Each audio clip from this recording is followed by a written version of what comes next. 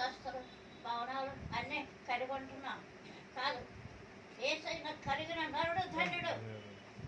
మనం ఆయన కలిగి ఉంటే దేవుడు మన ఆశీర్వదిస్తాడు, దీవిస్తాడు. వచ్చిన పిల్లలందరూ వందనాలు, వాక్యం వచ్చిన అయ్యగారికి వందనాలు. ప్రార్థన చేసుకుంటాం. మహాకరుడు మహోపకారు నీ పదాలు వందనాలు, నమస్కారాలు అయ్యా. ఎప్పటి వరకు తండ్రి విగ్రహాల్లో పాటల్లో సాక్ష్యాల్లో మీరున్నారు, మీకు వందనాలు, కోటి నమస్కారాలు నాయన.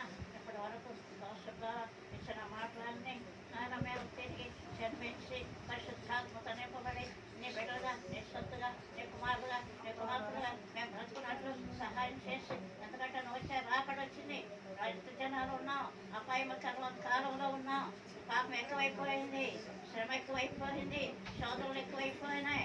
అయినప్పటికీ పర్వాలే, ఏసునామములో ప్రభా నేను జీవించినట్లు, బ్రతుకున్నట్లు, నేను ఆనందించినట్లు నీ దగ్గర కూర్చొని ధ్యానం చేసుకొని నీ దర్శనం చూసుకుంటూ అనేక మందికి మా సాక్ష్యం చెప్పి, ఆ సాక్ష్యంతో మా ప్రభు వాక్యం చెప్పి అనేక ఆత్మలు ప్రభులకు నడిపించు.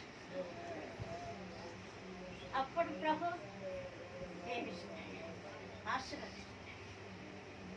ప్రభుత్వం నీకు కలిగిన వరాన్ని పంచు, నీకు కలిగిన ప్రార్థన పంచు, అనేక మందికి పంచు.